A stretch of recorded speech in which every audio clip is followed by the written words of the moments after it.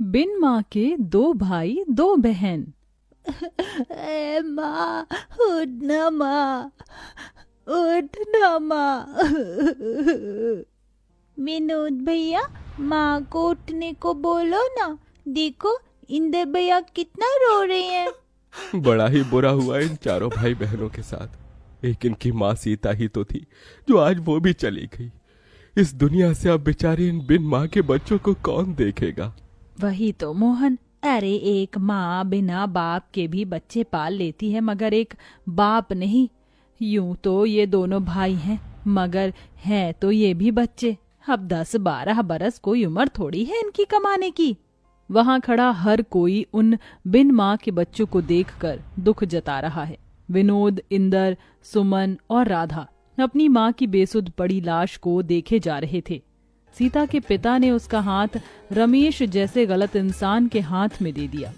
सीता को शादी के बाद पता चला कि रमेश पियक्कड़ है, मगर हर औरत की तरह सीता ने भी इस उम्मीद से कि एक न एक दिन रमेश सुधर जाएगा, उसने इस रिश्ते को निभाया और 2 बेटी और 2 बेटों को जन्म दिया। सारा जीवन दुख उठाकर उसने भरसक उन्हें पालने की जिम्मेदारी उठाई, मगर उसका कमजोर शरीर जरूरत से ज्यादा मेहनत करने की वजह से कई बीमारी में घिर गया और आज सीता इस दुनिया में नहीं रही। विनोद ने डबडबाई आंखों से अपनी माँ के शव को देखकर कहा, इंदर भाई, माँ का अंतिम संस्कार करना है। दोनों भाई अर्थी उठाए शमशान घाट लाकर अंतिम संस्कार करते हैं। ठंड इतनी भयंकर थी कि बेचारे उन बिन माँ के भाई बहनों का रोम रोम कांप उठा था। दुधमुही राधा चिता को जलता देख बस रोए जा रही थी।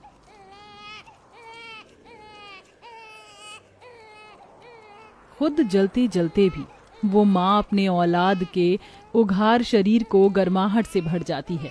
बेचारे उन चारों भाई बहनों को भूखे प्यासे 2 दिन हो जाते हैं।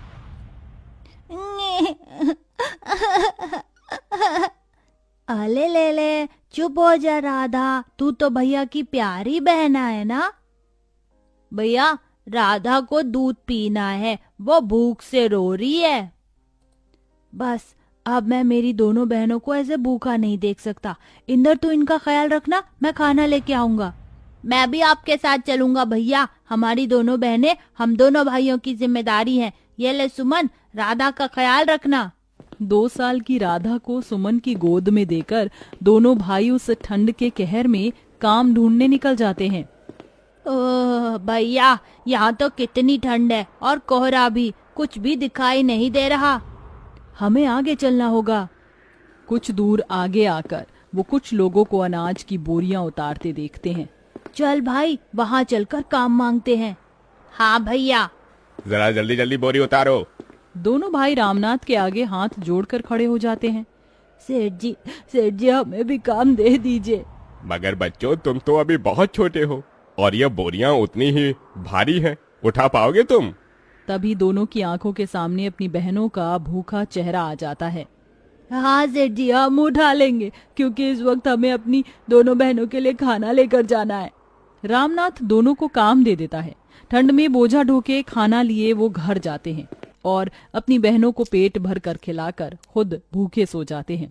ऐसे ही 15 साल बीत जाते हैं। विनोद, इंदर, ये लो तुम्हारी आज की दिहाड़ी। कितने हैं सेठ जी? दोनों के मिलाकर पूरे 2000 हैं।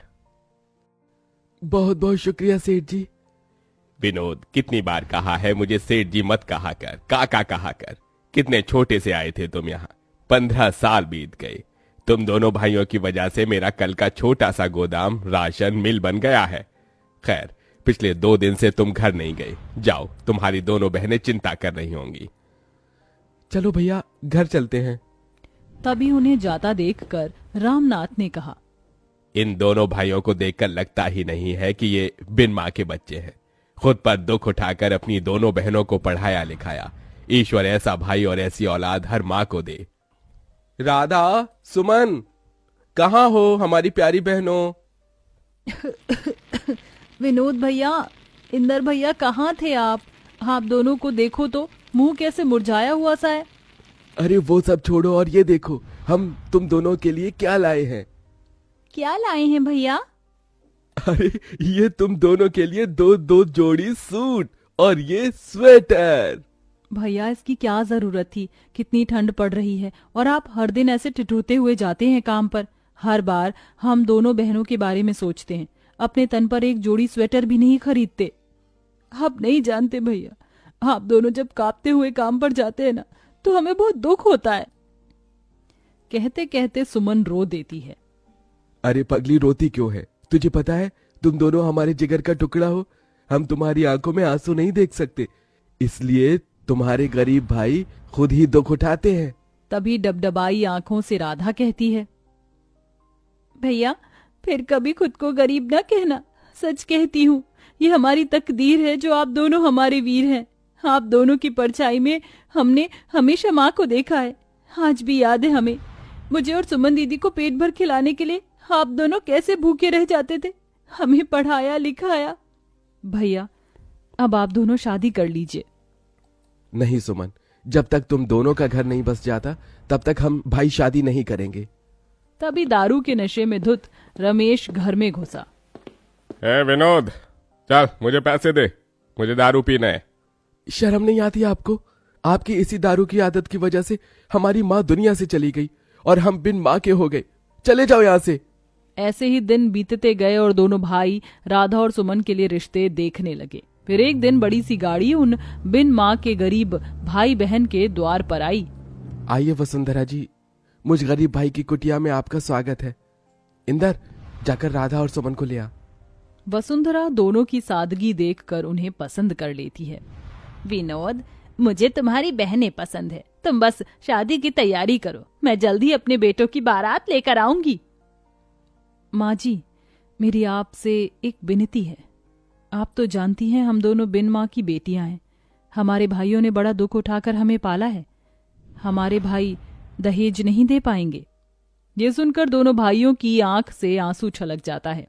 बेटी, मुझे कोई दहेज नहीं चाहिए, चलती हूँ। ऐसे ही दिन बीतते हैं। इधर शादी का दिन पास आया है तो वहीं ठंड कई गुना बढ़ जाती है। भैया आज आपकी तबीयत बिल्कुल ठीक नहीं लग रही है। हाँ भैया, लगता है आपको ठंड लग गई है, आज आप आराम कीजिए। नहीं इंदर, अभी बहनों की विदाई के लिए पैसे जोड़ने हैं, मैं घर पर नहीं बैठ सकता। ये कहकर उतनी ठंड में भी विनोद काम पर चल देता है। अब वह दिन भर बोरी ढोते और फिर बचे वक्त में जूते साफ करते तो कभी मलबा ढोते। अब शादी की रस्म भी शुरू हो जाती है। राधा सुमन को हल्दी मेहंदी लगाने लगती है। भैया, कल इसी वक्त हमारे आंगन में बहनों की बारात आएगी। ये हम दोनों भाइयों का कितना बड़ा भाग्य है ना भैया, जो अपनी बहनों का कन्यादान हम करेंगे। हाँ इंदर। मगर दोनों को कहाँ पता था कि एक और दुख उन पर आन पड़ने को है। शादी के रखे पैसे को रमेश चुरा कर ले जाकर दारू पी जाता है और खूब सट्टा खेलता है, जिसके बाद दोनों चिंता में आ जाते हैं। भैया पैसे तो है ही नहीं। हे भगवान, कितनी मुश्किल से कर्ज उठाया था शादी के लिए, अब ऐन मौके पर कौन देगा ऐसे पैसे। अरे यार, आज राधा और सुमन की बारात है, हमारी बहनों की इज्जत चली जाएगी, कैसे करेंगे हम उनकी विदाई। माँ, तेरे दोनों बेटे हार गए माँ। दरवाजे पर खड़ा रामनाथ ये सुन लेता है और फौरन पैसे मंगवा कर उन्हें दे देता है। विनोद, इंदर, ये लो और इसे अपनी बहनों का कन्यादान करो। बहुत बहुत शुक्रिया काका, आज आपने हमारी बहनों की विदाई रुकने से बचा लिया। जिसके बाद दोनों उनका कन्यादान करते हैं और शादी बड़े धूमधाम से वसुंधरा के बेटों से होती है, जिसे कि पूरा गांव देखता है। और विदा होते हुए सुमन दिल से रोते हुए कहती है, भैया आपने हम दोनों के लिए माँ और पिता दोनों का फर्ज निभाया।